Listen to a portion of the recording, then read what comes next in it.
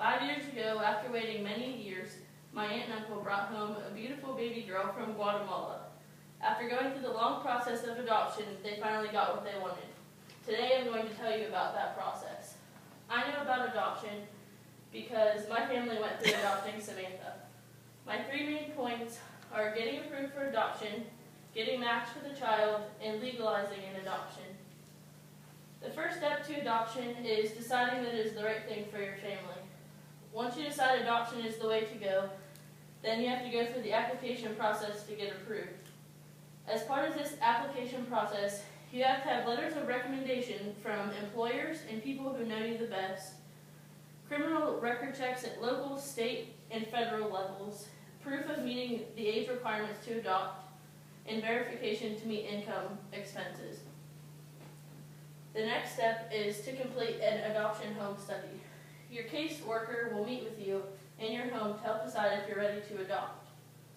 A home study generally includes examination of family backgrounds, reference and statements, education and employment, relationships and social life, daily life routines, parenting experience, details about your home and neighborhood, readiness and reasons why you want to adopt, approval and recommendation of children your family can best parent. The home study takes 3 to 6 months. Once you complete these steps, the adoption agency will notify you about whether or not you will receive a child. Now that you've been approved to adopt, you have to be matched with a child. This is often one of the most discouraging steps of adoption because it takes the longest. You have to remain patient and wait for the best fit for your family to come along. It is very important to stay close to your caseworker to ensure that you get a good fit. Once you find the right child, it takes a while to actually have the child in your home. It is important to make sure that the child feels comfortable with you.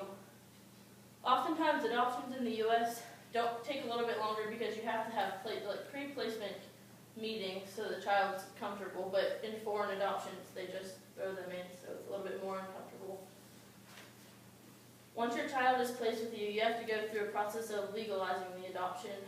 When you first get the child, there's still jurisdiction of the court.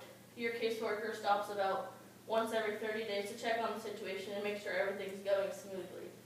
After 6 months to a year, there will be a court hearing to legalize the adoption. If all goes well, you'll then get to start your life as an adoptive parent. As an adoptive parent, you must be patient with your children. There will be a wide range of behavior before they get comfortable. The most important thing is to remember that you have many resources to help along the way.